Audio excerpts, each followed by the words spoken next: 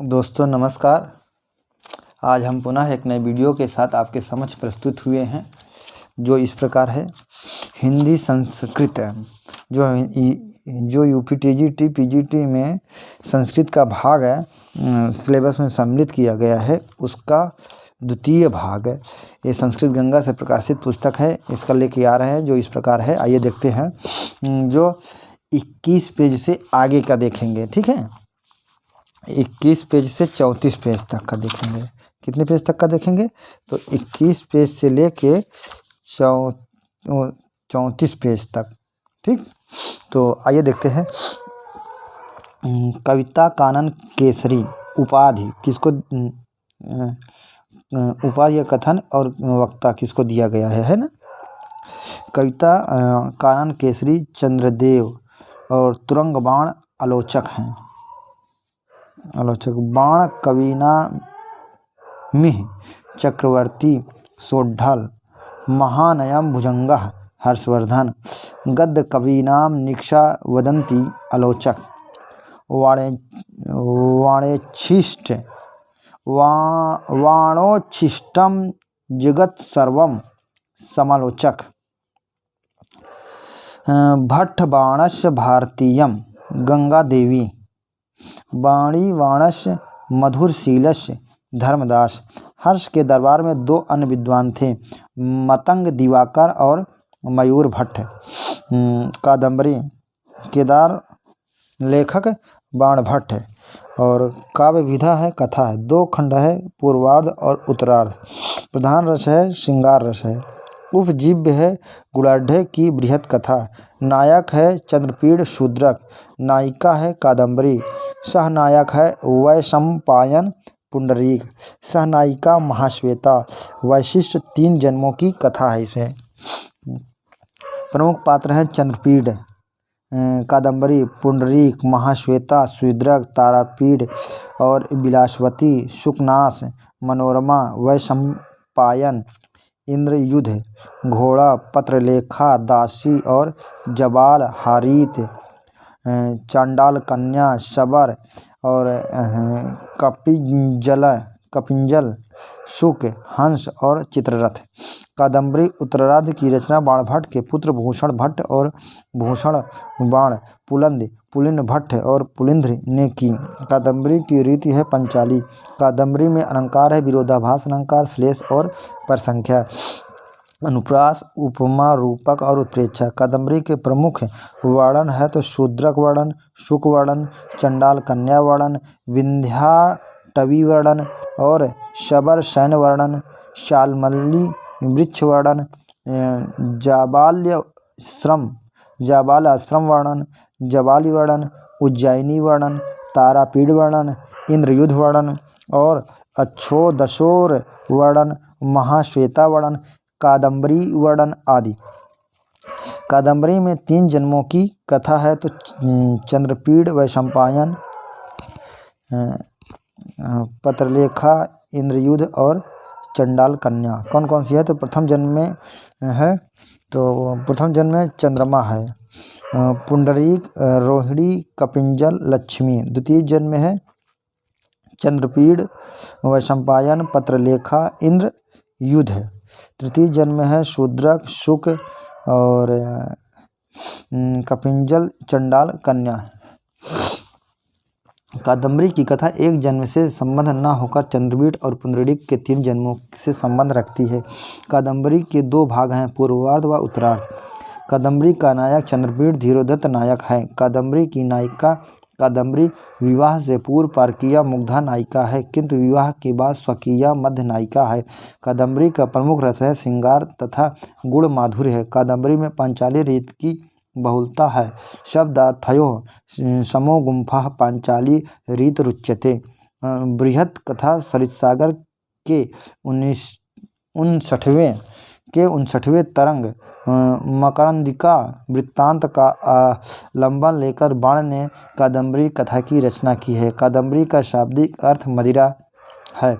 कादम्बरी के उत्तरार्ध में भूषण भट्ट ने कहा है कि कादम्बरी रस भरेण समस्त एव मत्तो न किंचिदपि चेत यतो जनो अयम। कादम्बरी के मंगलाचरण में त्रिगुण स्वरूप अजन्मा परम ब्रह्म को नमस्कार किया गया है। यह ब्रह्म प्राणियों के प्रादुर्भाव में रजोगुण युक्त, स्थित काल में सात्विक गुण वाला तथा प्रलय काल में तमोगुण वाला होता है। कादम्बरी का मंगलाचरण नमस्कारात्मक। कादम्बरी के मंगलाचरण में वंशस्थ छंद है। कादम्बरी के द्वितीय श्लोक में भगवान शिव की चरण धूलिका की स्तुति की गई है। चतुर्थ श्लोक में बाण ने अपने गुरु भर्तृ के चरणों की वंदना की है। बाण ने 2 शैलों 8-9 में कादम्बरी कथा की प्रशंसा की है। कादम्बरी की रचना में बाण को गुणाढ़ की विधा कथा तथा सुबंधु की वासुदत्ता से प्रेरणा मिली है और इन्हें पीछे छोड़ना बाण का लक्ष्य रहा है। इसीलिए बाणभट्ट ने कादम्बरी को अति द्वयी अर्थात वासवदत्ता और बृहत्कथा का अतिक्रमण करने वाली कथा कहा है। कादम्बरी कथा का आरंभ राजा शूद्रक के प्रभाव और उनकी राजधानी विदिशा के वैभव वर्णन से होता है। शूद्रक के दरबार में एक चंडाल कन्या वैशंपायन नामक शुक को लेकर आती है। यह तोता मनुष्य की बोली बोलता है और राजा की प्रशंसा में एक आर्य छंद दाहिना पैर उठाकर पढ़ता है। स्तनयुगम स्नातम समीपतरवर्ति हृदय शोकाग्ने चरित विमुक्तहाराम व्रतम्यु भवतो रिपुरुत्रीणाम। यही शुक राजा शूद्रक के सामने अपने जन्म हरित के द्वारा महर्षि जबाल के आश्रम में पहुँचने का वृत्तांत बताता है। मुनि जबाल उज्जैनी नरेश तारापीड़ के पुत्र चंद्रपीड़ तथा उनके मित्र मंत्री सुकनाश के पुत्र वैशंपायन की कथा का वर्णन करते हैं। शुक का जन्म विंध्याटवी में एक विशाल शाल्मली के वृक्ष पर हुआ था। उज्जैनी मालवा की राजधानी है। तारापीड़ की पत्नी विलासवती और सुकनाश की पत्नी का नाम मनोरमा है। चंद्रपीड़ के 3 जन्म क्रमशः चंद्रमा, चंद्रपीड़ और शूद्रक हैं। पुंडरीक के 3 जन्म क्रमशः पुंडरीक, वैशंपायन और शुक हैं। चंद्रपीड़ की सेविका तंबुल वाहिनी पत्रलेखा पूर्व जन्म में रोहिणी रहती है। चंद्रपीड़ का घोड़ा इंद्रधनुष पूर्व जन्म में पुंडरीक का मित्र कपिज्जल रहता है। चंडाल कन्या पूर्व जन्म में पुंडरीक की माता लक्ष्मी रहती है। दिग्विजय के लिए निकले चंद्रपीड़ किन्नर मिथुन का पीछा करते हैं। अच्छादो सरोवर पहुँच जाता है। अच्छादो सरोवर पर तप करती हुई महाश्वेता गंधर्व राज हंस और गौरी की पुत्री है। पुंडरीक के कान पर लगी परिचायत की कुसुम मंजरी से महाश्वेता आकर्षित होती है। तरलिका महाश्वेता की सहचरी है। गंधर्व राज चित्ररथ और मदिरा की पुत्री कादम्बरी है। कयूर कादम्बरी का अनुचरण वीणा वाहक है। पुंडरीक महर्षि श्वेता केतु और लक्ष्मी का पुत्र है। पुंडरीक ने चंद्रमा को वियोगाग्नि में तड़पने और चंद्रमा ने पुंडरीक को साथ साथ दुख भोगने का शाप दिया था। चंद्रलेखा कुलोताधिपति की पुत्री है। कादम्बरी की सहचरी मध्यलेखा है। इंद्र युद्ध अश्व का सजीव वर्णन करने के कारण बाण को तुरंग बाण कहा जाता है। कादम्बरी शुक्नोपदेश के प्रमुख सूक्त वाक्य हैं कि अनुज्झित धवल लतापि शरागैव भवन्ति यूनाम दृष्टिः। अनुज्झितद्धवलतापि शरागैव भवति यूनाम दृष्टिः। धवलता अर्थात उज्ज्वलता को न छोड़ती हुई भी युवकों की दृष्टि राग युक्त और प्रमेय युक्त हो जाती है। अपरिणामो पशमो दारुणो लक्ष्मी मदम। धन से उत्पन्न मद एक ऐसा तीक्ष्ण होता है जो वृद्धावस्था में भी शांत नहीं होता है। कष्टमज्जल वर्तिता साध्यम परमैश्वर्यति मिरान्ध्वन त्वम्। ऐश्वर्य रूपी अंधकार से उत्पन्न अंधापन दूसरे ही प्रकार का होता है। हर्षचरितम लेखक बाणभट्ट। काव्य विधा है आख्यायिका है। उच्छ्वास 8 उच्छ्वास हैं। उच्छ्वासों के नाम है तो उच्छ्वास और नाम। प्रथम उच्छ्वास वत्सायन वंश वर्णन। द्वितीय उच्छ्वास राजदर्शन। तृतीय में राजवंश वर्णन। चतुर्थ में चक्रवर्ती जन्म वर्णन। पंचम में है महाराज मरण वर्णन। षष्ठम में है राजा प्रतिज्ञा वर्णन। सप्तम में है छत्रलब्धि। अष्टम में है विंध्यादि निवेशन। उपजीव्य में ऐतिहासिक घटना। रीति में पंचाली है। शैली है उत्कृष्ट गद्य शैली है। प्रधान अंगिरस है वीर रस अंगरस वीर है। प्रधान अंगिरस है वीर रस है। अंगरस है करुण श्रृंगार। हर्षचरितम महाराजा हर्षवर्धन का जीवन परिचय होने के कारण इस आख्यायिका का नाम हर्षचरित पड़ा है। हर्षस्य चरितम अस्मिन् इति हर्षचरितम बहुब्रीहि समास है। आख्यायिका कथा वत्स्यक्त वेर्ष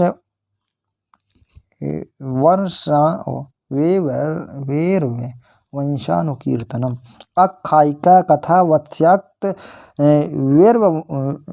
वंशानुकीर्तनम अस्यामन्य कवीनां च वृत्त्यं पद्यं क्वचित् क्वचित् कथाशानां व्यवच्छेद अभ्यास इति बन्ध्यते। आर्यावक्त्रा पवक्त्राणां छन्दसः येन केनचित्। उपयुक्त लक्षणानुसार हर्षचरित में यत्र तत्र वक्त छंद का प्रयोग किया गया है। कथा वस्तु के आधार पर इस आख्यायिका के 2 खंड हैं। महाकवि बाणभट्ट का जीवन परिचय 1-2 उच्छ्वासों में है। महाराजा हर्ष का जीवन चरित 3-8 उच्छ्वासों में है। हर्षचरित 8 उच्छ्वासों में विभक्त आख्यायिका है। हर्षचरित का मंगल चरण। नमस्तुंगे शिरश्चुंबी चंद्रचामर चारवे त्रैलोकन्य नगररंभ मूलस्तंभ्याय संभवे। भावार्थ त्रिभुवन रूपी नगर के निर्माण और आरंभ के मूल स्तंभ उन्नत मस्तक पर चंद्र के चवर की शोभा है। उन भगवान शंकर को नमस्कार है। इस मांगलिक पद्य में भगवान शिव की स्तुति की गई है। यह नमस्कारात्मक मंगल चरण है। इसमें अनुष्ठुप छंद का प्रयोग है। हर्षचरित के मंगल चरण के रूप में 21 श्लोकों का प्रयोग किया गया है। मंगल चरण से प्रारंभ करके प्रारंभिक 21 श्लोकों में दव स्तुति पूर्ववर्ती कवियों का स्मरण, सज्जन प्रशंसा एवं दुर्जनों की निंदा है। द्वितीय श्लोक में पार्वती की स्तुति है। तृतीय में महाकवि व्यास का स्मरण है। श्लोक 4, 5, 6 में कुकवि निंदा है। 7वें 8वें श्लोक में काव्य के देश के आधार पर रूप भेद। 9वें श्लोक में व्यास की वाणी तथा महाभारत की प्रशंसा। 10वें श्लोक में आख्यायिकाकारों की वंदना। 11वें में सुबंधु एवं उनकी रचना वासवदत्ता की प्रशंसा। 12वें में कवि हरिश्चंद्र की प्रशंसा। 13वें में कवि सातवाहन की प्रशंसा। 14वें में प्रवरसेन तथा उनकी कृत सेतुबंध की प्रशंसा। 15वें में महाकवि भास की प्रशंसा। 16वें में महाकवि कालिदास की प्रशंसा। 17वें में गुडाढ्य की बृहत कथा की प्रशंसा। 18वें में कवि आढर्य राज की प्रशंसा। 19वें तथा 20वें में आख्यायिका लेखन की इच्छा। 21वें में महाराज हर्ष के विजय की कामना। हर्षचरित के कथा वस्तु का सारांश। भारवि पिता श्रीधर और नारायण स्वामी। अवंत सुंदरी कथा के अनुसार माता सुशीला, पत्नी रसिकवती या रसिका, पुत्र है मनोरथ, मूल नाम है दमोदर, गोत्र है कुशिक, जन्म स्थान है दक्षिण भारत के नासिक प्रदेश के अचलपुर एलिचपुर और धरा नगरी। अवंत सुंदरी कथा के अनुसार समय है 6ठी शताब्दी का उत्तरार्ध, 7वीं शती का पूर्वार्ध। भारवि का वंश वृक्ष है। भारवि पुत्र है मनोरथ, वीरदत्त गौरी पौत्र है और दंडी है प्रपौत्र है। दंडी इनके प्रपौत्र है। संप्रदाय शैव है, उपाधि है आतपात्र भारी। आधत्ते कनकमयात पत्र लक्ष्मी किरात। इस श्लोक में कनकमय आतपात्र सोने का छत्ता की उपमा को अति सुंदर मानकर आलोचकों ने कवि का नाम ही आतपात्र भारी रख दिया। आश्रयदाता विष्णुवर्धन पुलकेशिन द्वितीय के अनुज सिंह विष्णु अवंत सुंदरी कथा के अनुसार दुर्विनीत महेंद्र विक्रम सिंह विष्णु का पुत्र राजा दुर्विनीत ने किरातुनियम के 15वें सर्ग पर संस्कृत टीका लिखी है। भारव दंडी के पितामह हैं। भारव की वाणी को प्रकृति मधुरा कहा गया है। भारव की वाणी को प्रकृति मधुरा कहा जाता है। भारव महाकाव्य में अलंकृत काव्य शैली या रीत शैली के जन्मदाता हैं। इनके काव्य मार्ग में विचित्र मार्ग कहते हैं। इनके काव्य मार्ग को विचित्र मार्ग कहते हैं। श्री NC चटर्जी भारव को ट्रावणकोर का निवासी सिद्ध करते हैं। एक किंवदंती के अनुसार पिता द्वारा अपमानित भारव उनके वध के लिए उद्यत हो गए, परंतु पिता द्वारा उनके हित के लिए डांटा गया। यह जानकर उन्हें बहुत पश्चाताप हुआ और पिता ने 6 मास तक ससुराल में सेवा करने का आदेश दिया। भारव का जन्म 560 ईस्वी के लगभग तथा रचना काल 580 ईस्वी के लगभग अधिकांश आलोचकों ने माना है। भारव अर्थगौरव के लिए प्रसिद्ध हैं। आचार्य मल्लिनाथ ने भारव के किरातजुनियम पर घंटापथ नाम की टीका लिखी है। भारव राजनीति के प्रकांड पंडित हैं। मल्लिनाथ भारव की कविता की उपमा नारिकेल फल से करते हैं। नारिकेल फल सम्मतिम वचः। दक्षिण के ऐहोल अभिलेख में भारव का नाम उल्लिखित है। भारव के किरातजुनियम को लक्ष्यंतम काव्य महाकाव्य, माघ के शिवपाल वधम को श्रेयंत महाकाव्य तथा श्रीहर्ष के नैषधीय चरितम को आनंदांत महाकाव्य कहते हैं। महाकवि भारव विषयक प्रशस्तियाँ। भारवे अर्थगौरवम रुद्रट ने कहा है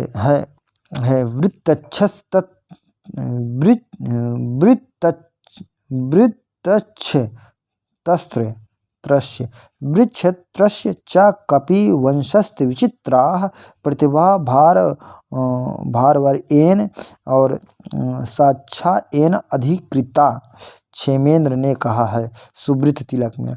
नारिकेल फल सम्मित वचो भारवे सपदि तद विभज्यते स्वादयन्तु रस गर्भिनिर्भम सारमस्य रसिका यथेप्सम तम। मल्लिनाथ हिंद संस्कृतम प्रदेश वृत्त्यापि महान्तमर्थ और प्रदर्शयन्ति रसमादधानः सः भारवे शतपथदीपिकेव एषा कृत कैरिव नोपजीव्या। कृष्ण कवि ने तदात्मयम रसभावयो भारवी स्पष्ट मोचिवान सादा तनय प्रकृतिम मधुरा भार विगिरह। श्रीधरदास ने सदुक्ति कर्णामृत में वंशस्थ वृत्तेन धृतात् पात्रो वृत्तेन संदर्शिता राजवृत्ति। अर्थ प्रकार सहर्षत राजलक्ष्मी निर्पायते भार विराट कीर्ति। आचार्य कपिलदेव द्विवेदी। भारव की वर्णन शक्ति के विषय में संदेश को अवसर नहीं है। उनकी शैली उत्कृष्टता में शांत गौरवी है जो निश्चय ही आकर्षक है। वे प्रकृति और प्रमादाओं के सौंदर्य निरीक्षण और उन्हें चित्रित करने में सर्वश्रेष्ठ हैं। Professor A.V. की संस्कृत साहित्य के इतिहास। सा मेधावे कविर विद्वान भारवी प्रभवो गिराम अनुसंध्या करोन्न मैत्री नरेंद्र धने एहोल अभिलेख रवि कीर्ति में। अर्थ दीधि तिसम वीता सन्नीरज सुहासिनी अज्ञोलूक निरानंदा भारवेरु भारवे। आचार्य कपिलदेव द्विवेदी। भारव की वंश परंपरा। नारायण स्वामी श्रीधर भारव के पिता, भारव दंडी के प्रपितामह, मनोरथ दंडी के पितामह, वीरदत्त गौरी दंडी के पिता माता, दंडी भारव के प्रपौत्र। दंडी की रचना 10 कुमार चरितम। भारव का संबंध कोंकण के गंगवंशी नरेश दुर्विनीत और कच्छी के पल्लव वंशी नरेश सिंह विष्णु तथा उनके पुत्र महेंद्र विक्रम के साथ भी था। सिंह विष्णु से मिलते समय कवि की आस्था थी 20 वर्ष।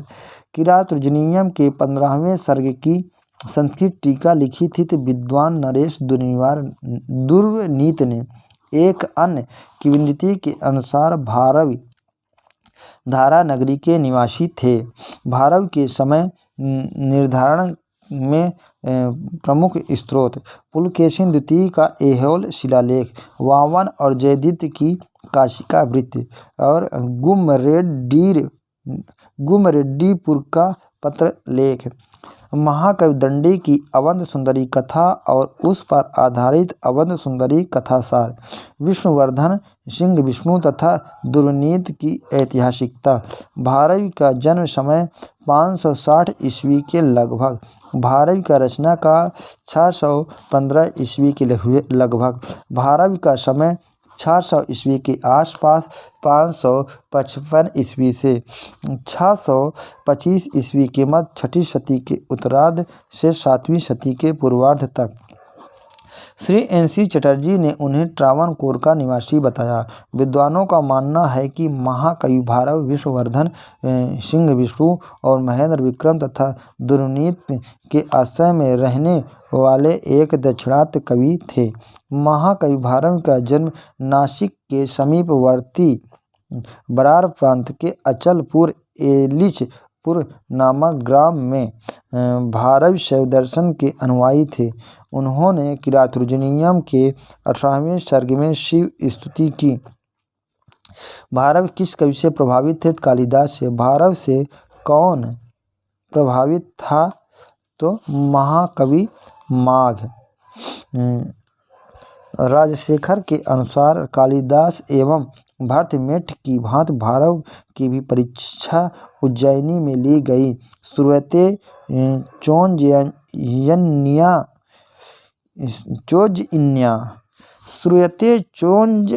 चोज्यन्यां काव्यकार परीक्षा।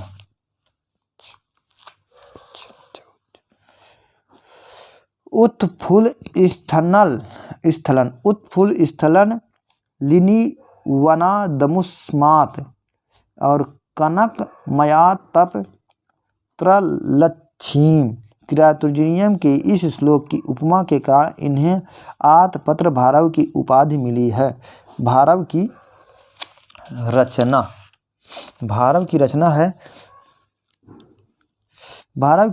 किरातुर्जनियम महाकाव्य एकमात्र कृति। सर्ग 18, श्लोक 1040, कुछ विद्वानों के अनुसार 1030। उपजीव्य ग्रंथ है महाभारत का वन पर्व। नायक है मध्यम पांडव अर्जुन धीरोदात्य। प्रतिनायक है किरात वेशधारी शिव।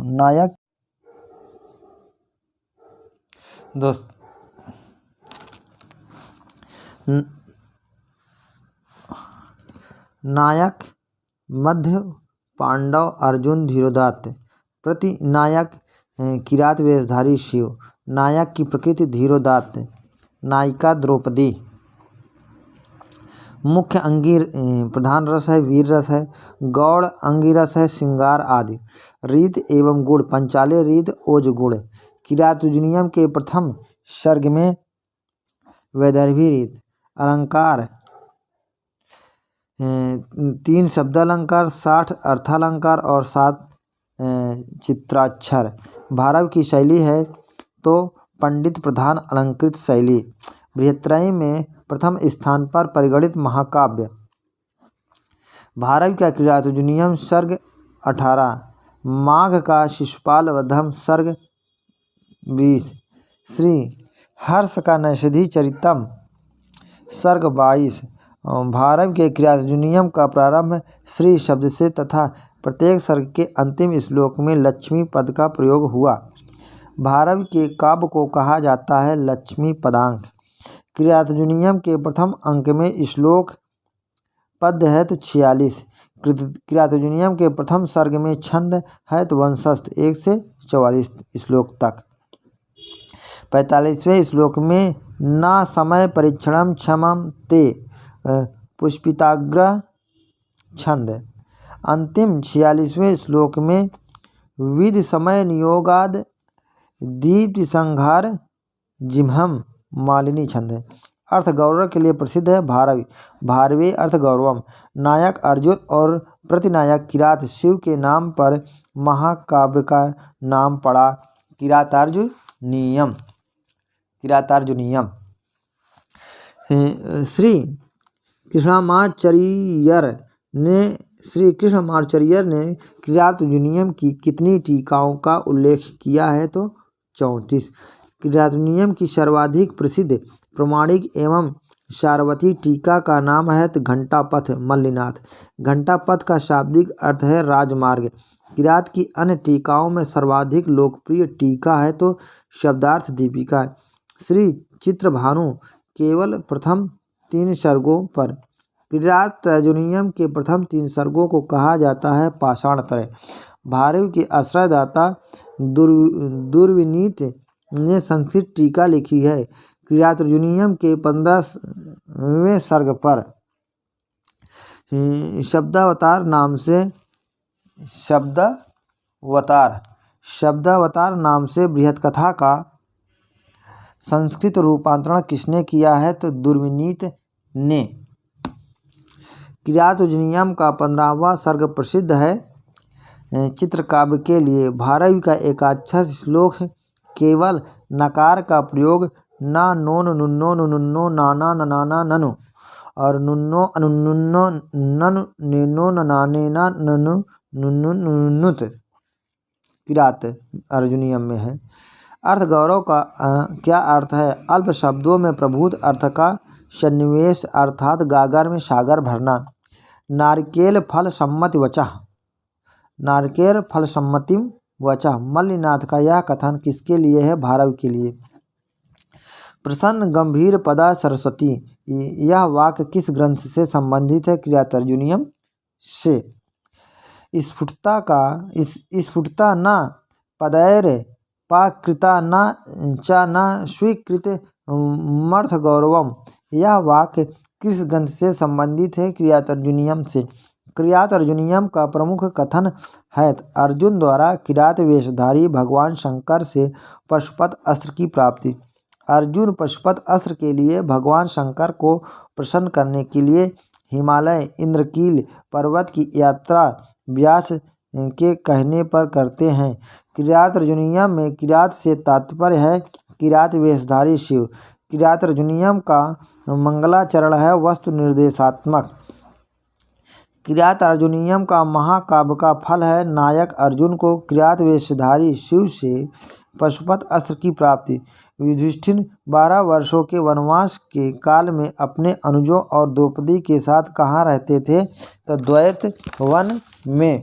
किरातोजुनियम का नामकरण किरातश्च अर्जुनश्च किरातार्जुनौ द्वंद्व समास तौ अधिकृत्य कृत्य काव्यम इति किरातोजुनियम। किरातोजुनियम धन 6 अधिकृते कृते ग्रंथे के अर्थ में 6 प्रत्यय है। शिशु क्रंद यम शभ द्वंद्वेन्द्र जन नादिभ्यश्च सूत्र से 6 प्रत्यय। किरातोजुनियम 6 ईय किरातोजुनीय आयनेय ईनीय फड़क छाया प्रत्ययादीय नाम से 6 के स्थान पर या आदेश हो गया। ग्रंथवाची शब्द सदा नपुंसक लिंग में होते हैं, अतः क्रियातृजनीयम पद बना। इस प्रकार नागार्जुन, अर्जुन और प्रतिनायक शिव के नाम पर महाकाव्य का नाम क्रियातृजनीयम पड़ा। क्रियातर्जुनीयम महाकाव्य के पात्र हैं तो अर्जुन नायक, द्रौपदी नायिका, किरात वेशधारी शिव प्रतिनायक, श्री कृष्ण, युधिष्ठिर, भीम, नकुल, सहदेव, वनेचर, दुर्योधन, कर्ण, भीम, परशुराम, यक्ष, द्रोण, इंद्र, व्यास, मूक, शूकर आदि प्रमुख पात्र। किरातर्जुनीयम महाकाव्य के टीकाकार आचार्य मल्लिनाथ सूर्य का जीवन चरित्र। कश्यप गोत्री तेलुगु ब्राह्मण मल्लिनाथ सूर्य। मल्लिनाथ के पिता हैं तो कार्दिन। मल्लिनाथ के दो पुत्र हैं, पेंडुभट्ट तथा कुमार स्वामी। कुमार स्वामी की रचना प्रताप रुद्र यशोभूषण काव्यशास्त्री ग्रंथ है। मल्लिनाथ की आनुवांशिक उपाधि है तो कोलाचल। मल्लिनाथ की व्यक्तिगत उपाधि है तो महामहोपाध्याय। मल्लिनाथ का समय है 14वीं शताब्दी का उत्तरार्ध। मल्लिनाथ की प्रमुख प्रसिद्ध संस्कृत टीकाएँ हैं तो रघुवंशम, महाकाव्यम, कालिदास संजीवनी टीका, कुमार संभवम कालिदास संजीवनी टीका, मेघदूत कालिदास संजीवनी टीका, क्रियातर्जुनीयम भारवी घंटापथ टीका, शिशुपाल बद्धम माघ सर्वांगसा टीका, रावण वध भट्ट जीवातु टीका, नैषधि चरितम श्रीहर्ष जीवातु टीका। इसके अतिरिक्त तार्किक रक्षा, नलोदय काव्य और प्रशस्त पाद भाष्य और लघु शब्देन्दु शेखर पर भी मल्लिनाथ ने टीका लिखी है। इनका पूरा नाम महामहोपाध्याय कोलाचल मल्लिनाथ सूर्य है। किरातर्जुनीयम के दूसरे प्रसिद्ध टीकाकार हैं चित्रभानु। शब्दार्थ दीपिका और त्रिसागारिका प्रारंभ के केवल 3 सर्गों पर अर्थ गौरव पर अर्थ गंभीर के लिए प्रशंसा की जाती है। महाकवि भारव की। भारव को कौन सा रस सर्वाधिक प्रिय है? वीर और श्रृंगार रस। महाकाव्यों में रीत शैली के जन्मदाता कवि हैं भारव। ग्रंथ के आरंभ में श्री शब्द तथा सर्गांत शब्दों में लक्ष्मी शब्दों का प्रयोग किया गया है। किरातर्जुनीयम में किस कवि का काव्य सौंदर्य नारिकेल फल सम्मित माना गया है? तो भारवी का।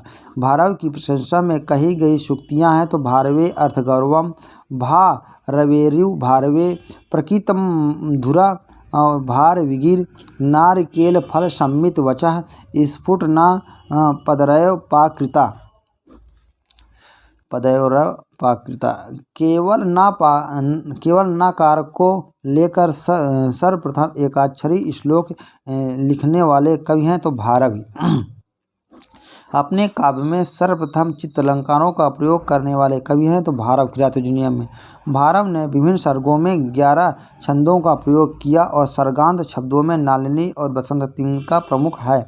भारव द्वारा प्रयुक्त प्रमुख छंदों की संख्या है 13।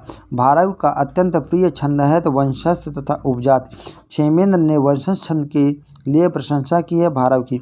संस्कृत साहित्य में रीत काव्य परंपरा के जन्मदाता हैं भारवी। किरातर्जुनीयम में दुर्योधन को किस नाम से वर्णित किया गया है तो सुयोधन। राजनीति परक महाकाव्य कहा गया है किरातर्जुनीयम को। शिव और अर्जुन पर आधारित महाकाव्य है किरातर्जुनीयम। किरातर्जुनीयम में एकाक्षर श्लोक की संख्या है 7 यानी सप्त। महाकवि भारव की मित्रता थी चालुक्य वंशी राजा विष्णुवर्धन से। भारव के 3 पुत्र थे। इनके प्रथम पुत्र मनोरथ के 4 पुत्र थे, जिनमें एक पुत्र वीरदत्त था। इन्हीं वीरदत्त और गौरी के पुत्र दंडी हुए। महाकवि भारव दंडी के प्रपितामह और दंडी भारव के प्रपौत्र थे। भारव शैव थे जबकि माघ वैष्णव थे। दक्षिण के ऐहोल अभिलेख में कालिदास और भारव का नामोल्लेख हुआ है। इस शिलालेख का समय 634 ईस्वी है। कविताश्रित कालिदास भारव कीर्ति है। गुमरेंडीपुर के शिलालेखों में हमें पता चलता है कि राजा दुर्विनीत ने किरातुजुनियम के 15वें सर्ग पर टीका लिखी थी। दुर्निवीत का समय 580 ईस्वी के आसपास माना जाता है। भारत के किरातुजुनियम का उद्घाटन जयदत्त की काशिका वृत्त में उपलब्ध होता है। मैक्समूलर काशिका का समय 660 ईस्वी मानते हैं। बाणभट्ट 7वीं शताब्दी अपने हर्षचरित में पूर्ववर्ती सभी कवियों का उल्लेख करते हैं, किंतु उनमें भारवी का नामोल्लेख नहीं है।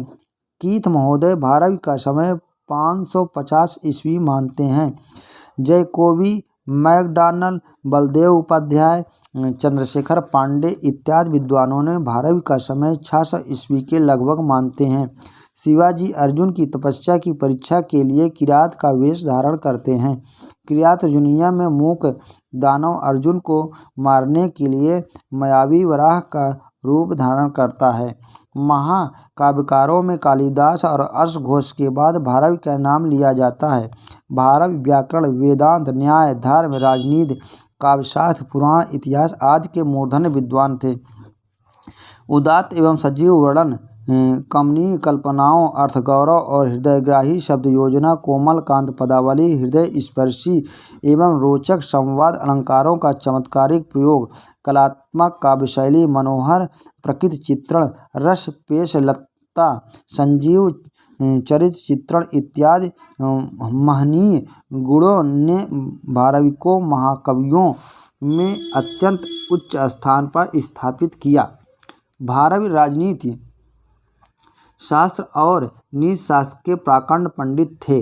किरातुजुनियम के प्रथम सर्ग में वनेचर की स्वामी भक्ति और सत्यवादिता, निश्चलता, विनम्रता, साहस, स्पष्टवादिता आदि गुणों का चित्रण है। द्रौपदी की मानसिक पीड़ा, व्याकुलता, प्रतिकार की तीव्र भावना का वर्णन है। अर्जुन की वीरता, भातृशक्ति और कर्तव्यनिष्ठा का वर्णन है। भीम की वीरता, नीतिज्ञता और असहिष्णुता का वर्णन है। युधिष्ठिर की नीतिज्ञता, शांतिप्रियता, धर्मपरायणता इत्यादि का वर्णन है।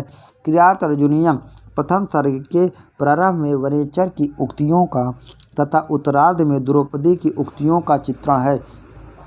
संपूर्ण प्रथम सर्ग युधिष्ठिर को संबोधित करके लिखा गया है। भारवी का संस्कृत में अलंकृत काव्यशैली तथा विचित्र मार्ग के जनक के रूप में विशिष्ट स्थान है। विचित्र मार्ग की विशेषता यह है कि इसमें कथानक बहुत कम होता है और वर्णन अधिक। भारवी की अलंकृत काव्यशैली में पंडित प्रदर्शन और अलंकार सन्निवेश को प्रधानता दी गई है। इसमें कला पक्ष की प्रधानता तथा भाव पक्ष, हृदय पक्ष की अप्रधानता का वर्णन है। कालिदास के प्रमुख छंद 6 हैं।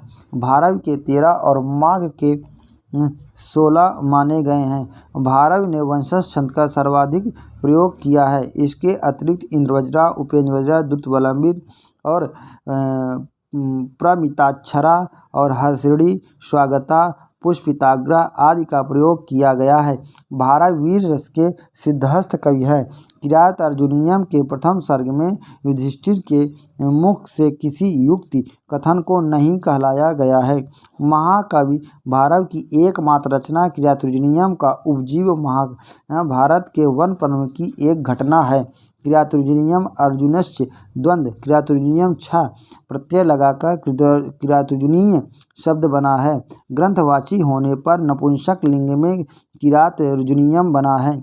इसमें अर्जुन का हिमालय पर्वत पर जाकर तपस्या करने व किरात वेशधारी भगवान शिव से युद्ध करके उसे प्रसन्न कर पशुपत अस्त्र प्राप्त करने की कथा है। किरात में कुल 18 सर्ग और 1040 श्लोक हैं। किरातुजुनियम में कुल 25 छंदों और मुख्यतः 13 छंदों का प्रयोग हुआ है। भारवी का अत्यंत प्रिय छंद वंशस्थ है। तत्पश्चात उन्होंने उपजाति का ज़्यादा प्रयोग किया है।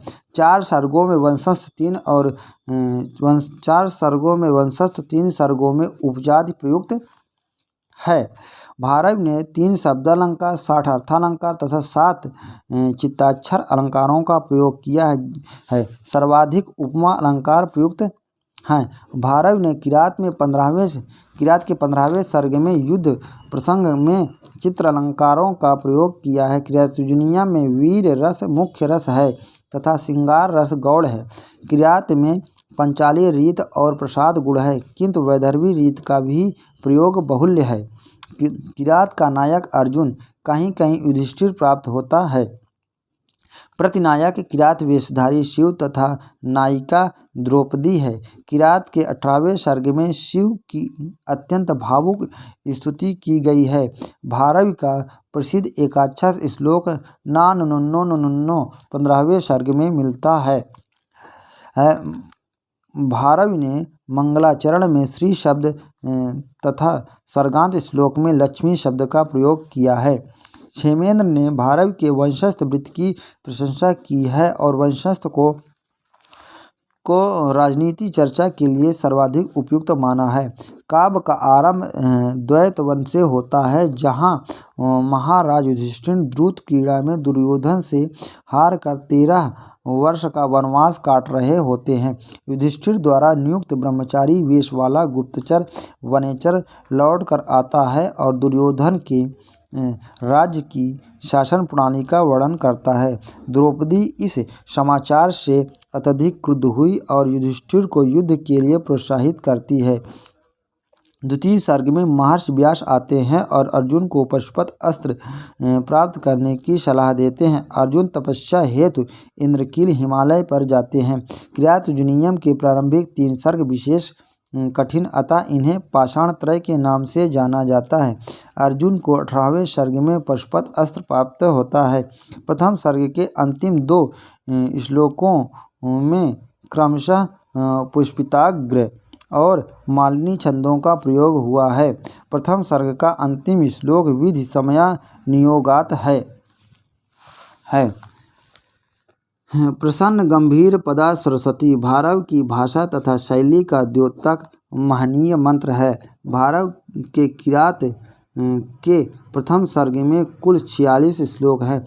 युधिष्ठिर कुशवाली भूमि पर सोकर श्रृंगाली और सियारिनियों के शब्दों से निंद्रा का परित्याग करते हैं। महाकवि माघ का परिचय। शिशुपालवध नामक महाकाव्य के रचयिता महाकवि माघ हैं। इन्हें विद्वानों ने श्रेष्ठ महाकाव्य का प्रणेता माना है। काव्येषु माघा। भारव के द्वारा परिवर्तित विचित्र मार्ग को माघ ने बहुत ऊंचाई पर पहुंचाया तथा भारव से आगे बढ़ने का सफल प्रयास किया है। माघ के पितामह सुप्रभदेव थे, जो राजा वर्णलत या श्री वर्मल के सर्वाधिकारी अर्थात दीवान थे। वे पुण्यात्मा, अनासक्त तथा सात्विक वृत्ति के पुरुष थे। सर्वाधिकारी सुकृताधिकारी श्री वर्मलख्यस्य और बभूव राज्ञः। आसक्त दृष्टि वीररजा सदैव देवोपरः सुप्रभदेव नामः। सुप्रभदेव के पुत्र का नाम दत्तक था, जो अत्यंत उदार, क्षमाशील, कोमल स्वभाव के एवं धर्मपरायण थे। इन्हें लोग सर्वाश्रय भी कहते थे, क्योंकि सबकी सहायता के लिए वे तत्पर रहते थे। इन्हीं दत्तक के पुत्र महाकवि माघ थे। माघ सूर्य पूजक थे। माघ की मृत्यु पादशोथ रोग से हुई है। निवास स्थान। माघ का निवास स्थान श्रीमल या भिन्नमाल नामक नगर में था।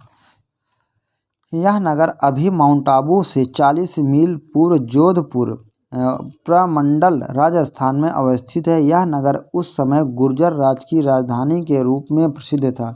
श्रीमल भीमनाल संस्कृत विद्या का महान केंद्र था। अनेक विद्याएं यहाँ पढ़ाई जाती थी। वर्मलात नामक राजा इसी नगर में रहते थे। माघ के पितामह उनके प्रधानमंत्री थे। माघ का परिवार बहुत धनाढ्य था। जगत स्वामी सूर्य के मंदिर के ये लोग उपासक थे। माघ अनेक शास्त्रों के विद्वान थे। राजसिद्ध होने के कारण अनेक शास्त्रों के अध्ययन की सुविधा इन्हें प्राप्त थी। माघ का समय। माघ को 600 775 ईस्वी के अनंतर माना जा सकता है। अधिकतर विद्वान 700 ईस्वी के आसपास ही माघ को स्वीकार करने के पक्षधर हैं। शिशुपालवध महाकाव्य का परिचय। यह महाकाव्य माघ की एकमात्र कृति 20 सर्गों के महाकाव्य के रूप में है। इसमें 1645 पद हैं। 15वें सर्ग में 34 प्रक्षिप्त श्लोक हैं, जिनकी व्याख्या मल्लिनाथ ने नहीं की है। 5 पद कविवंश वर्णन के हैं। उन्हें मिलाकर माघ की रचना 1650 पद्यों में की है। शिशुपालवध की कथा। सर्ग फर्स्ट। देवर्षि नारद का द्वारका में आगमन। श्री कृष्ण द्वारा उनका सत्कार। नारद द्वारा शिशुपाल के पूर्व जन्मों तथा उनके अत्याचारों का वर्णन। शिशुपाल को मारने के लिए प्रेरित करना। सर्ग 2। श्री कृष्ण, बलराम और उद्धव की मंत्रणा। बलराम का शिशुपाल पर आक्रमण का प्रस्ताव, किंतु उद्धव का नीतिपूर्ण प्रस्ताव की इस विषय में शीघ्रता न करके युधिष्ठिर के राजसूय यज्ञ में सेना सहित भाग ले। सर्ग 3। द्वारिका से श्री कृष्ण का इंद्रप्रस्थ के लिए प्रस्थान। नगरी, सेना और समुद्र का वर्णन। सर्ग 4। रैवतक पर्वत का वर्णन। सर्ग 5। रैवतक पर सैन्य शिविर की स्थापना। सर्ग 6। 6 ऋतुओं का द्रुत विलंबित छंद में यमक का निवेश करते हुए वर्णन। सर्ग 7। वन विहार वर्णन। सर्ग 8। जल क्रीड़ा रात्रि विहार का वर्णन। सर्ग 9। संध्या, चंद्रोदय तथा श्रृंगार विधान का वर्णन। सर्ग 10।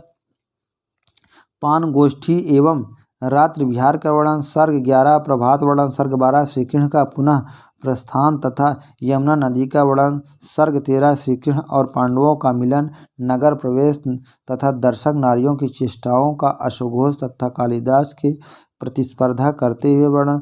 सर्ग 14। युधिष्ठिर द्वारा राजसूय यज्ञ का प्रस्ताव। कृष्ण की पूजा तथा भीष्म द्वारा उनकी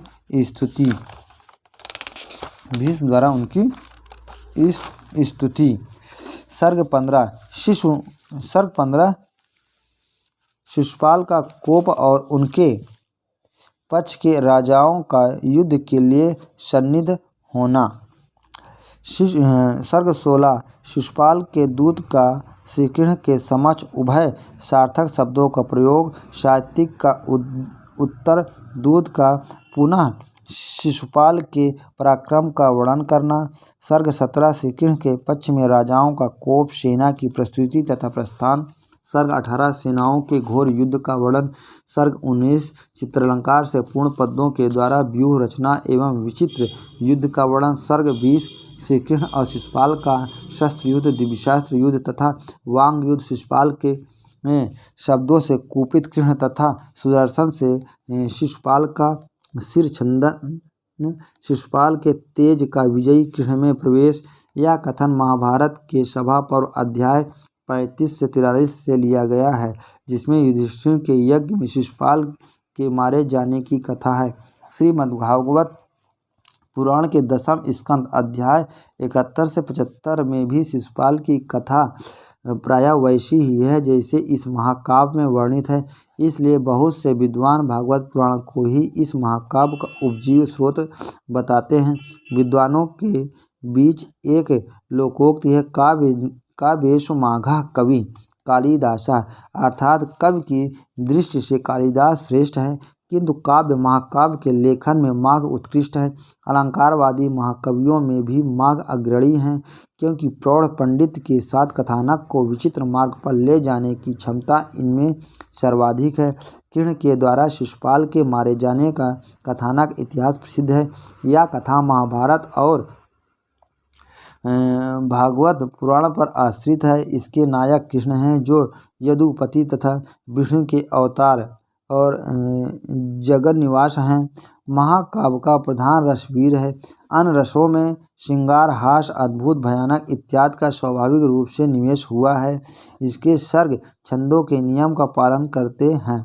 पूरा सर्ग एक छंद में है और सर्गांत में 1-2 पद दूसरे छंदों में हों। प्रथम सर्ग में वंशज, द्वितीय सर्ग में अनुष्टुप, तृतीय सर्ग में उपजात छंद है, पंचम सर्ग में वसंतिलिका है, तो षष्ठम सर्ग द्रुतवलंबी छंद का है। सबके अंत में छंद परिवर्तित होते रहते हैं। चतुर्थ सर्ग में अनेक छंदों का प्रयोग है। माघ के शिशुपाल वध के 19वें सर्ग में एकाक्षर द्वयाक्षर सर्वोत्तोभद्र और मूरजबंध प्रतिलोम यमक 33 से 34 और गोमूत्रिका बंध और समुद्र यमक 58, अर्ध प्रतिलोम यमक 88 तथा चक्रबंध 120 जैसा श्रमसाध चित्र काव्यों का प्रयोग किया गया है। युद्ध का वर्णन माघ ने कई सर्गों में किया है। 19 सर्ग तो चित्रकाव्य के रूप में विचित्र युद्ध का भ्रम देता ही है। 20वें सर्ग में दोनों पक्षों के नेताओं द्वारा विविध दिव्य शास्त्रों का प्रयोग होता है। शिशुपाल वध के अस्त्रों को कृष्ण काटते जाते हैं। षष्ठ सर्ग का खड़ ऋतु वर्णन तथा एकादश सर्ग का प्रभात वर्णन अधिक आवर्जक है। माघ के पंडित और कवित्व के विषय में कई प्रशस्तियाँ विख्यात हैं।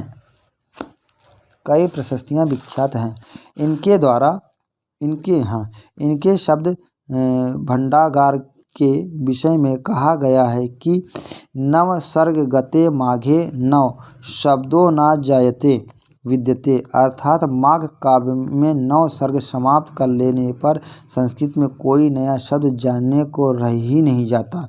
माघ ने धातु रूपों के प्रयोग स्वाभाविक रूप से किए हैं, जैसे अच्युचुरत,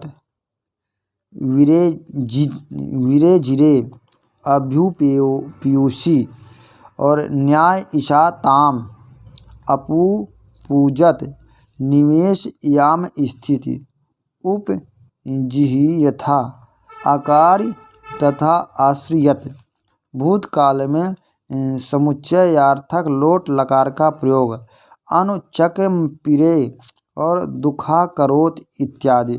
माघ की एक अन्य प्रशस्ति है माघे मेघे गयम वया, अर्थात शिशुपाल महाकाव्य के अध्ययन में और मेघदूत का आनंद लेने में सारी आयु बीत गई। माघे सन्ति तयो गुणाः, माघ विषयक प्रशस्तियों में यह सर्वाधिक प्रसिद्ध है। इसमें एक साथ कालिदास, भारवी और दंडी श्रीहर्ष के साथ माघ की महत्ता का निरूपण किया गया है। उपमा कालिदासस्य भारवे अर्थ गौरवम्, दंडिनः पंदललित्यं माघे सन्ति त्रयो गुणाः, अर्थात महाकवि कालिदास की विशिष्टता उपमा के लिए है तो माघ में तीनों गुण का सन्निवेश प्रयोग प्रमुख वैशिष्ट्य है। माघ की सामान्य उपमाओं में यह बहुत प्रसिद्ध है, जिसके कारण उन्हें घंटा माघ का विरुद्ध प्राप्त हुआ है। उदयत वितरतोध्व रश्मिरज्जा बहिर्मरुचो हिमधानी याति चास्तम वहत गिरिरयम विलंबी घंटा द्वय परिवरित वारणेन्द्र लीलाम। राजनीति की तुलना शब्द विद्या से की गई है। शब्द विद्या नो भाति राजनीति पस्पर्शा। शिशुपाल वध की सूक्तियाँ हैं। गृहिणु पैतुम प्राणयाद भीप्सवो भवन्ति नपुंसकृताम मनीषिणः। महात्मा लोग अपूर्ण आत्माओं के घर में प्रेम से आना नहीं चाहते। श्रेयस केन तृप्यते, मंगलमय कार्य में कौन तृप्त हो सकता है। सदा भीमानयक धना ही मनिन, मानी मनुष्य लोगों का एकमात्र धन स्वाभिमान ही होता है।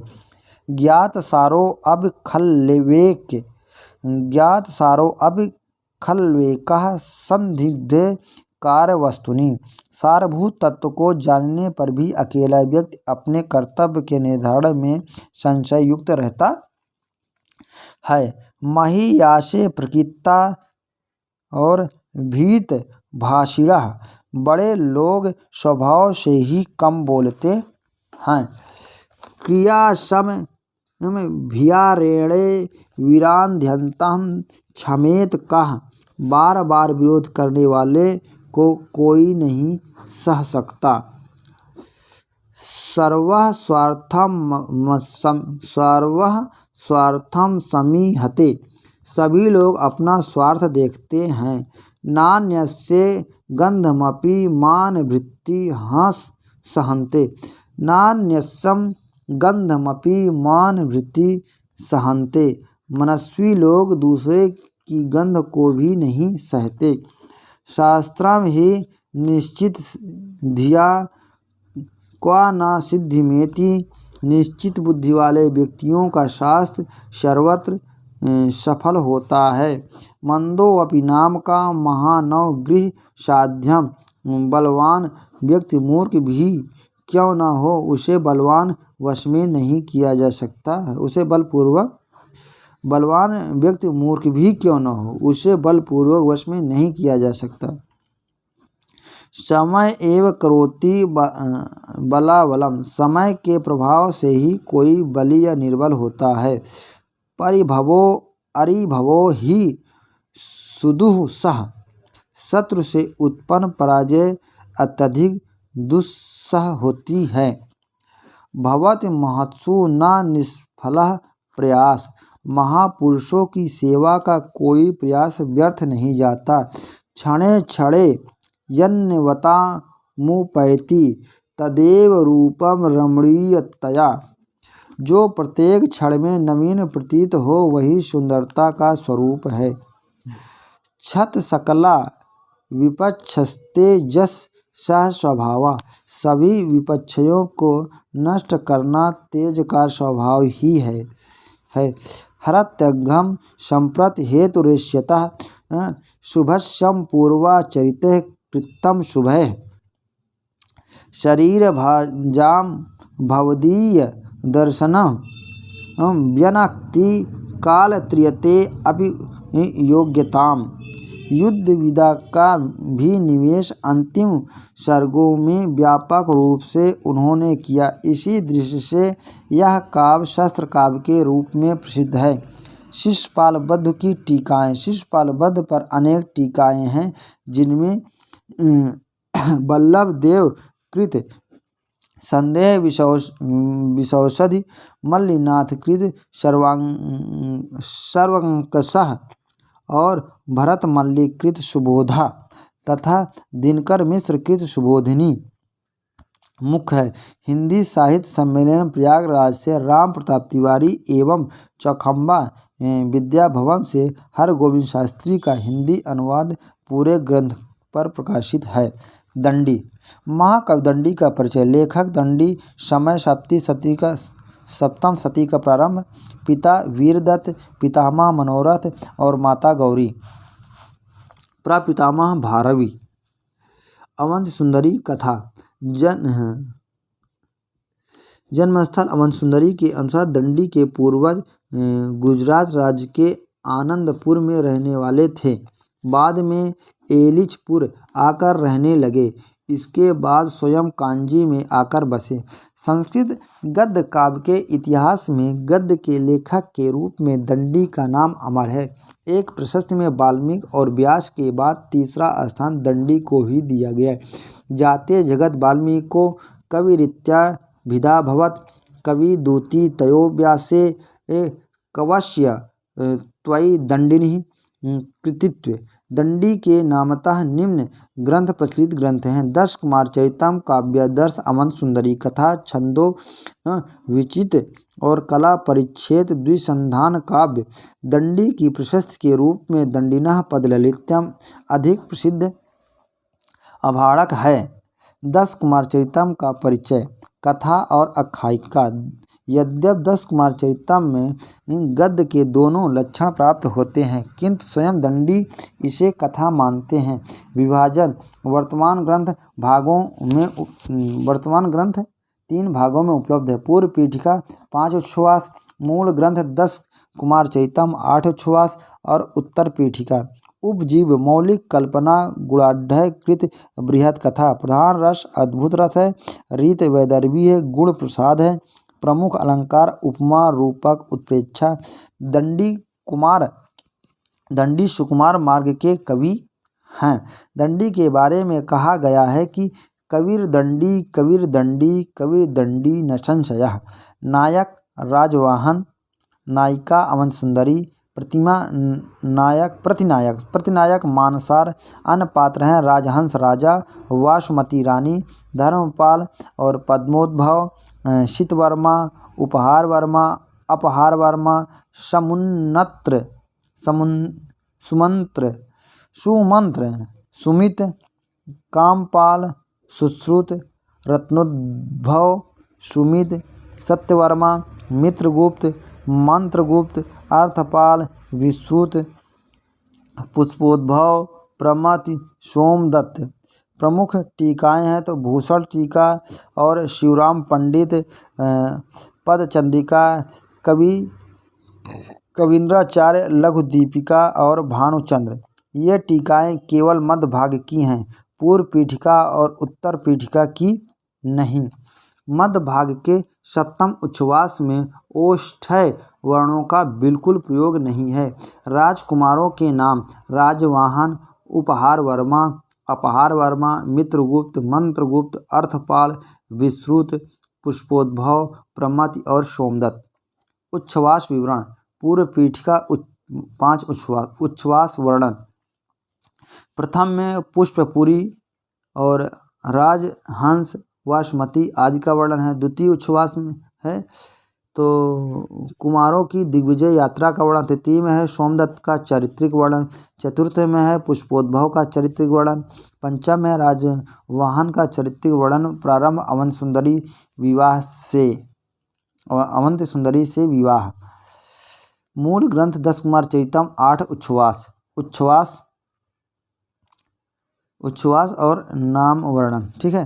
प्रथम उच्छ्वास में राजवाहन चरित, द्वितीय में है अपहार वर्मा चरित, तृतीय में है उपहार वर्मा चरित, चतुर्थ में है अर्थपाल चरित, पंचम में है प्रमथ चरित, षष्ठम में है मित्रगुप्त चरित और सप्तम में है मंत्रगुप्त चरित, अष्टम में है विश्रुत चरित। उत्तर पीठिका में 4-5 पृष्ठात्मक। उत्तर भाग में विश्रुत चरित की समाप्ति और ग्रंथ की समाप्ति। 10 कुमार चरितम की कथावस्तु का सारांश। मध्य देश की राजधानी पुष्पपुरी पर राजा हंस का शासन था। उनके 3 मंत्री थे, धर्मपाल, पद्मोद्भव और शीतवर्मा। धर्मपाल के 3 पुत्र हुए,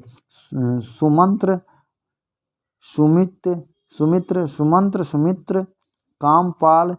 इनमें कामपाल यायावर आवारा था यथा घर छोड़कर चला गया। परमोद्भव के 2 पुत्र हुए हैं, सुश्रुत और रत्नोद्भव, और शीतवर्मा के भी 2 पुत्र ही सुमित और सत्यवर्मा हुए हैं। सत्यवर्मा संसार की असारता से खिन्न होकर तीर्थ यात्रा पर निकल गया। राजहंस सर्वथा सुखी होने पर भी संतानहीनता के कारण बहुत चिंतित थे।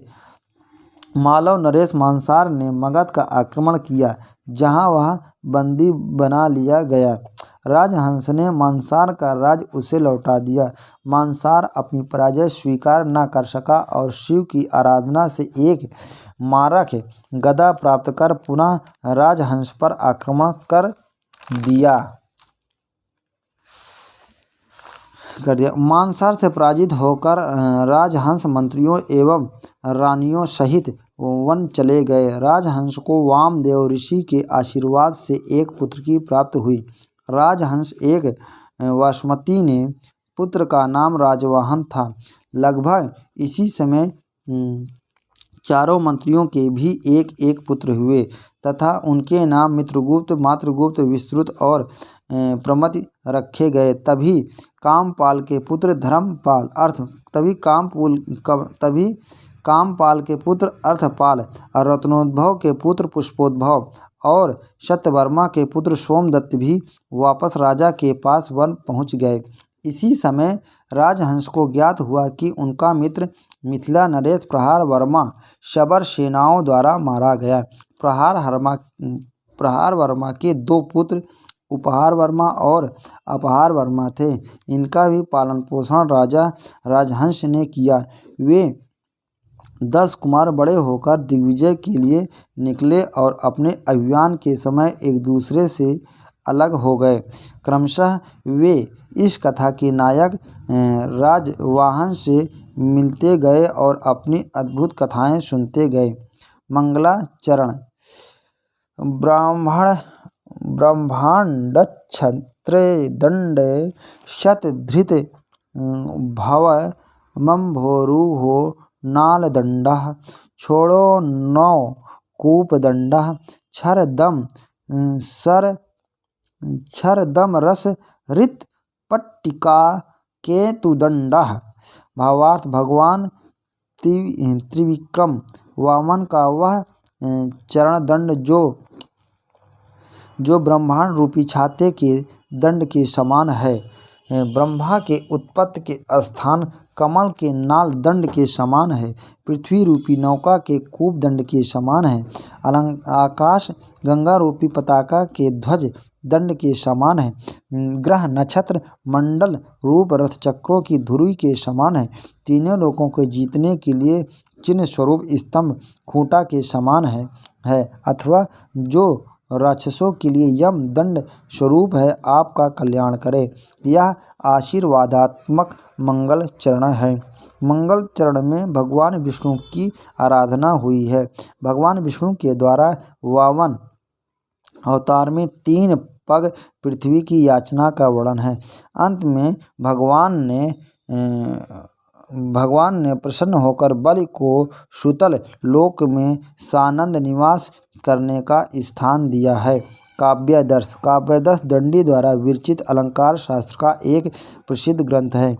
इस ग्रंथ में 4 परिच्छेद हैं तथा श्लोकों की संख्या 660 है।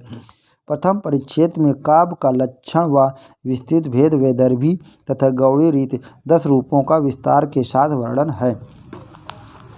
दूसरे परिच्छेद में 35 अलंकारों के लक्षण का उदाहरण दिए गए हैं। तीसरे परिच्छेद में शब्द अलंकारों का विशेषता यमक अलंकार का व्यापक वर्णन है।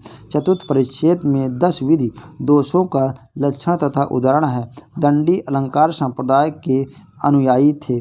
दंडी को वैदर्भी और गौड़ी रीतियों के पारस्परिक भेदों को स्पष्टता दिखलाने का श्रेय प्राप्त है।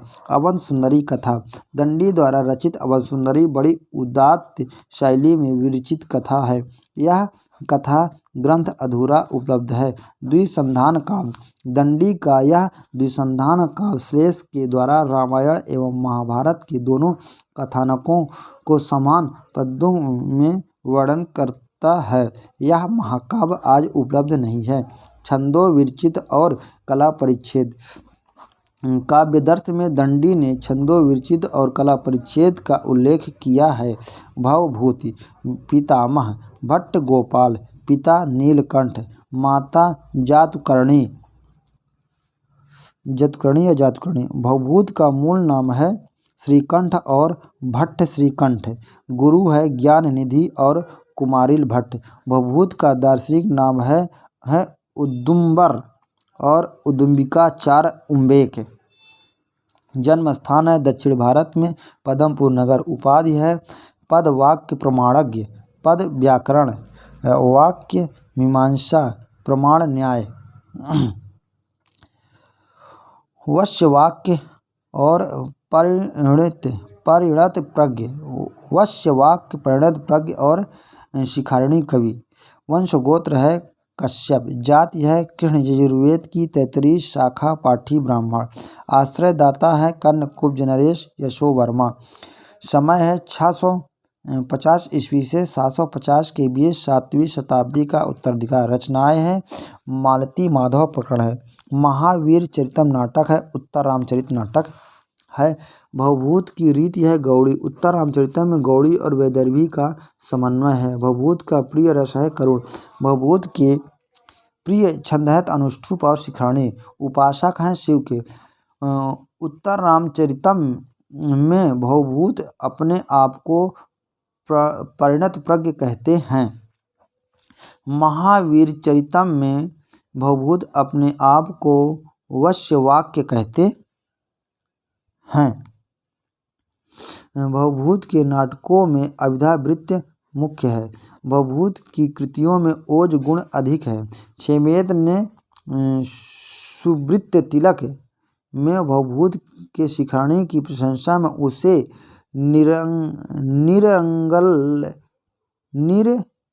निरंगल तरंगिणी कहा है। भवभूत क्षेमेंद्र ने सुब्रत तिलक में भवभूत के शिखरणी की प्रशंसा में उसे निरलंग तरंगिणी कहा है। भवभूते शिखरणी निरलंग तरंगिणी रुचिर धन संदर्भे या मयूरीव नित्यति। भवभूत के तीनों नाटकों में विदूषकों का सर्वथा अभाव है। महाकाव्य भवभूत विषयक प्रशस्तियाँ। कवयः कालिदास्यः भवभूतिर्महाकवि अज्ञात समालोचक। नाटके भवभूतिर्वा वयं वा वयमेव वा। उत्तरे रामचरिते भवभूतिर्विशेष्यते विक्रमार्के। करुण्यं भवभूतिरेव तनुते अज्ञात। बभूव वाल्मीकि भवः कवि पुरा ततः प्रपेदे भुवि भर्तृमिष्ठतां स्थित पुनर्यो भाव भूतरेख्या स वर्तते सम्प्रति राजशेखर बालरामायण। भवभूते शिखरणी और निगर लतरंगिणी रुचिरः धन संदर्भे या मयूरीव नित्यति। क्षेमेंद्र सुब्रत तिलक। भवभूते संबंधात् भूधर भूरेव भारती भाति एकत्कृत कारुणेय और किमन्यथा रोदित ग्रावा गोवर्धनाचार्य आर्या सप्तशती। स्पष्ट भाव रसाचित्र और पादन्यास प्रवर्तिता। नाटकेषु नटस्त्रीव भारतीय भावभूतिना धनपाल तिलक मंजरी। शुक विद्युतयं मन्ये निखिले अपि मही तले। भवभूत सुखश्चायं वाल्मीकि स्त्रियो नयोः। भोज प्रबंध में। रत्नावली पूर्व कमंद दास्तामसी मभोगस्य वचोमयस्य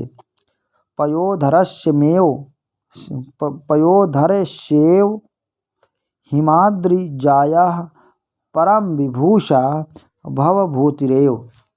जल्लड़ शुक्ति मुक्तावली। भवभूतिमनादृत्य निर्वाणमतिना मया मुरारिपदचिन्ता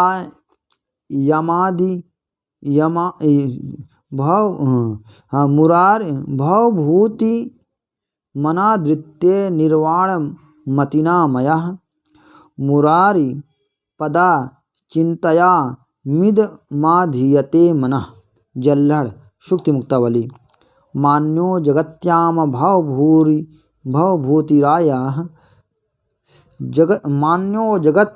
भवभूतिराया सारस्वते वर्तमानी सार्थवाः। वाच्यं पताका मित्रस्य दृष्ट्वा जन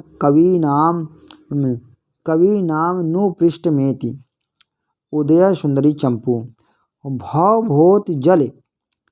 भवभूत जलधि निर्गत काव्य मृत रसकणा इव स्फुरन्ति। यस्य विशेषः अयादि विकटेषु कथानिवेशेषु। गौडवाहो वाक्पतिराज। जडानापि चैतन्यं भवभूतरे भूतगिरा। ग्रावाप्यरोदीत पार्वत्याः हस्तः स्म स्तनवापि अज्ञात। अंतर्मोदम कमपि भवभूतिर्वितनुते सदुक्तिकरणामृत। भाव्यां यदि विभूतिस्त्वं तात कामयसे यदा। भाव्यां यदि विभूतित्वं तात कामयसे तदा। भवभूतिपदे चित्त मा विलम्बम निवेशय अज्ञात। भावभूत विच्छित तिव्य विभाचार मुचो गिराम गुम्फा विधिनापि दुर्निवारे तेषां खलु भावभूतत्वं। विश्वेश्वर पांडे। भावभूते कवीन्द्रस्य वाणी कामधूमाता ब्रह्मानंद सहोदर्या या तनोति मुदं सदा। कपिल देव द्विवेदी। साम्बाह पुनातु भावपूर्ति पवित्रमूर्ति भावभूति। भावभूतिर्नाम कवि निरसंग सौहृदेन भारतेषु वर्तमानः। मालती माधव वश्य प्रस्तावना। कबीरवाक्य पतिराज श्री भवभूत्या दिशेवीति। जितो यर्यो यशो वर्वं तद्गुणास्तु तिवान्दितां। कल्हड़ राजतरंगी। तपस्वीं काम गतो अवस्थामिति स्मरान्नान्नविव गिरिजाया स्तनौ वन्दे भवभूति सिताननौ। भवभूतिन सिताननौ भवभूति। उत्तर रामचरितम। उत्तर रामचरितम लेखक भवभूति विद्या नाटक। अंक 7। प्रधान रस करुण। उपजीव वाल्मीकि रामायण उत्तरकांड सर्ग 42 से 97 तक। पद्म पुराण पाताल खंड 1 से 68 तक। विशेषताएं। 7वें अंक में गर्भ नाटक की योजना और प्रथम अंक में चित्रवीथी की योजना। विदूषक रहित नाटक। तृतीय अंक में छायांक की योजना। प्रमुख पात्र राम नाटक सीता नायिका और गोदारी। भागीरथी तमसः मुरला वसंती वनदेवता पृथ्वी अंतरेयी वशिष्ठ कौशल्या मुनिबालक और सौधताकी गुप्तचर दुर्मुखः लव कुश चंद्रकेतु वाल्मीकि लक्ष्मण भरत शत्रुघ्न अष्टावक्र दंडायन और सुमंत्र अरुंधति जनक कंचुकी आदि। अनुष्ठुप 84 श्लोक शिखरणी 30 वसंत तिलका 26 शार्दूल विकीर्णित 25 आदि। उत्तर रामचरितम में भवभूत ने 28 अलंकारों का प्रयोग किया है और प्रयोग की दृष्टि से उसे उपमा उत्प्रेक्षा काव्यलिंग रूपक अर्थान्यास अत्यंत प्रिय अलंकार माने हैं। इसमें 7 अंकों में रामायण के उत्तरकांड की कथा वर्णित है। राम के वन प्रत्यागमन के बाद राजगद्दी पाने से लेकर सीता मिलन तक की संपूर्ण कथाएं कुछ कल्पना प्रसूत घटनाओं के साथ दिखाई गई है। यह भवभूत का सर्वश्रेष्ठ नाटक है। 7वें अंक में गर्भांक की कल्पना है। पद्म पुराण में वर्णित रामकथा से उत्तर रामचरितम की कथा का अधिक साम्य है। उत्तर रामचरितम में कुल पात्रों की संख्या 30 है। इनके अतिरिक्त 6 पात्रों का उल्लेख है। भवभूत ने उत्तर रामचरितम में 19 छंदों का प्रयोग किया है। उत्तर रामचरितम में कुल श्लोकों की संख्या 256 ईस्वी है। अनुष्ठुप के पश्चात शिखरणी छंद का सर्वाधिक प्रयोग हुआ है। मंगलाचरण में अनुष्ठुप छंद है। भवभूत ने उत्तर रामचरितम में केवल सरसेनी प्रकृति का वर्णन किया है। केवल सरसेनी प्रकृति का प्रयोग किया है। नाटकों का आरंभ चित्र दर्शन से होता है। प्रथम अंक में राम के राज्याभिषेक से उत्पन्न प्रतिक्रिया का निरीक्षण करके दुर्मुख आता है। मंगलाचरण में प्राचीन कवियों वाल्मीकि आदि को लक्ष्य करके प्रार्थना की गई है। उत्तर रामचरितम में नमस्कारात्मक मंगलाचरण किया गया है। महाराज दशरथ की पुत्री शांता के पति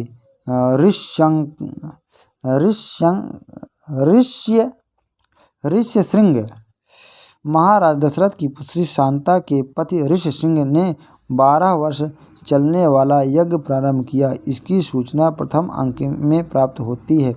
महर्षि वशिष्ठ का संदेश लेकर अष्टावक्र आते हैं।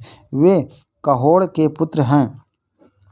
लक्ष्मण द्वारा सीता के मनोविनोदार्थ लाए गए चित्रवीथी में सीता के अग्निशुद्धि तक की कथा वर्णित है। लक्ष्मण की पत्नी का नाम उर्मिला है। चित्रवीथी बनाने वाले चित्रकार का अर्जुन अर्जुन है और सौधातिक और दंडायन वाल्मीकि के 2 शिष्य हैं। लक्ष्मण के पुत्र का नाम चंद्रकेतु है। शंबुक एक शूद्र तपस्वी है। चंद्रकेतु के वृद्ध सारथी सुमंत्र हैं। वासंती वनदेव और सीता की प्रिय सखी है। आत्रेयी एक तपस्विनी ब्रह्मचारिणी है। तमसा और मुरला 2 नदी अधिष्ठात्री देवियां हैं। महर्षि वशिष्ठ की पत्नी अरुंधति और महर्षि अगस्त्य की पत्नी लोपमुद्रा है। द्वितीय अंक में राम शंबुक वध करते हैं। पंचवटी के पास स्थित गोदावरी नदी से राम के जीवन के प्रति सावधान रहने की प्रार्थना लोपमुद्रा द्वारा मुरला के माध्यम से की गई है। प्रसव पीड़ा से पीड़ित होकर सीता ने स्वयं को गंगा के प्रवाह में डाल दिया और वहीं उनके दोनों पुत्र उत्पन्न हुए। देवी गंगा ने दोनों बालकों को महर्षि वाल्मीकि को समर्पित किए। इस तृतीय अंक में कुश और लव के 12वीं वर्षगांठ की चर्चा है। गंगा ने सीता को आदेश दिया कि वे अपने हाथों से तोड़े गए पुष्पों से अपने पुराण आदिश्वशुर सूर्य की पूजा करें। गंगा के प्रभाव से सीता को वन देवता भी देख पाते। तृतीय अंक के आरंभ में सीता गोदावरी के जल में निकलती है। गोदावरी से निकलती सीता करुणा की मूर्ति एवं शरीर धारणी विरह अवस्था से प्रतीत होती है। अदृश्य सीता के साथ तमसा रहती है और वह सीता को देख सकती है। अदृश्य सीता के साथ तमसा रहती है और वह सीता को देख सकती है। तृतीय अंक का आरंभ विष्कंभक से होता है। वासंती सीता त्याग के लिए राम की प्रार्थना करती है। राम तृतीय अंक में अश्वमेध यज्ञ की सूचना देते हैं और सीता की स्वर्ण मूर्ति प्रतिमा को अपने पत्नी के स्थान पर रखा है। तृतीय अंक का आरंभ तमसा मुरला नामक 2 नदियों के वार्तालाप से होता है। तृतीय अंक में राम का पंचवटी में प्रवेश और अपने पूर्व परिचित स्थानों को देखकर मूर्छित होना। उत्तर रामचरितम में 38 अलंकारों का प्रयोग, सर्वाधिक प्रयोग उपमा 74 बार का। चतुर्थ अंक का आरंभ दंडायन और सैद्धांतिक के वार्तालाप से होता है। तृतीय अंक में श्लोकों की संख्या 48 है। चतुर्थ अंक में कौशल्या से पूछने पर लव अपने को वाल्मीकि का पुत्र बताता है। राम कथा के अभिनय के लिए वाल्मीकि ने इस कथा को कुश के संरक्षण में भरत मुनि के पास भेजा। चतुर्थ अंक में लव यज्ञ का घोड़ा पकड़ता है। प्रथम अंक में लव जिह्विक अस्त्र का प्रयोग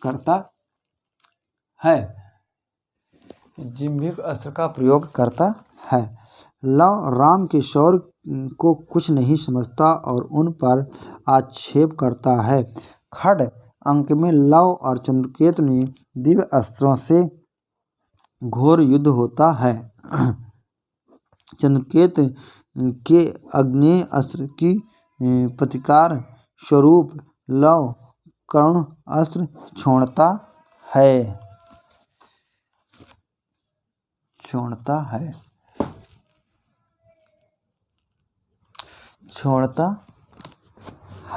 सप्तम अंक में वाल्मीकि की कृत का अप्सराओं द्वारा अभिनय किया जाता है। उत्तर रामचरितम का भारतवाग शरदोल विकीर्णित छंद में है। उत्तर रामचरितम में करुण रस प्रधान है, उसमें वैदर्भी एवं गौड़ी रीत का प्रयोग है। उत्तर रामचरितम सुखांत नाटक है। तृतीय अंक में सीता द्वारा पाले गए हाथी मयूर कदम की चर्चा आती है। मयूर कदम के वृक्ष पर बैठकर मधुर स्वर गाता है। प्रथम अंक में राम ने लोकानुरंजन के लिए सीता तक को त्याग देने की बात कही है। स्नेह दया च सौख्यम च यदि वा जानकीमपि आराधनाय लोकस्य मंजुतो नास्ति में व्यथा। प्रथम अंक में राम अष्टवक्र से यह प्रसिद्ध श्लोक कहते हैं कि लौकिकानां ही साधूनामर्थ वागनुर्तवते ऋषीणां पुनराद्यानां वाचमर्थे अनुधावति। तृतीय अंक का आरंभ राम के करुण रस के उद्घोष के साथ होता है, जिसे मुरला कहती है कि अनिर्भिन्नो गंभीरात्वादंत गूढ़ घन व्यथा पुटपाक प्रतीकाशो रामश करुणो रसः। तृतीय अंक में सर्वाधिक अनुष्टुप 11 छंद का प्रयोग हुआ है, 7 बसंतिल का वृत्त प्रयुक्त है। तृतीय अंक का अंत भी करुण रस के उद्घोष से होता है, जिसे तमसा कहती है। एको रसा करुणा एव निमित्त भेदात। वसंत तिलका लवणासुर के वध के लिए शत्रुघ्न जाते हैं। मूल कथा में अश्वमेघी अश्व का रक्षक भरत पुत्र पुष्कल है। उत्तर रामचरित में लक्ष्मण पुत्र चंद्रकेतु है। सप्तम अंक में गंगा और पृथ्वी द्वारा प्रशस्त सीता के चरित्र की प्रशंसा की घोषणा वशिष्ठ पत्नी अरुंधति कहती है। कवियों ने करुण्य और भवभूत रेव तनुते कहकर भवभूत का यशोगान किया है। भवभूत ने चौथे अंक में समास एवं अमांस मधुर पर्क का प्रसंग उठाया है। पंचवटी में राम का शयन शीलातल और कदली में वन के मध्य में विद्वान था। बसंती केवल लक्ष्मण का कुशल क्षेम पूछती है। बसंती राम को जटायु द्वारा तोड़ा गया काले लोहे का बना रावण का रथ दिखाती है।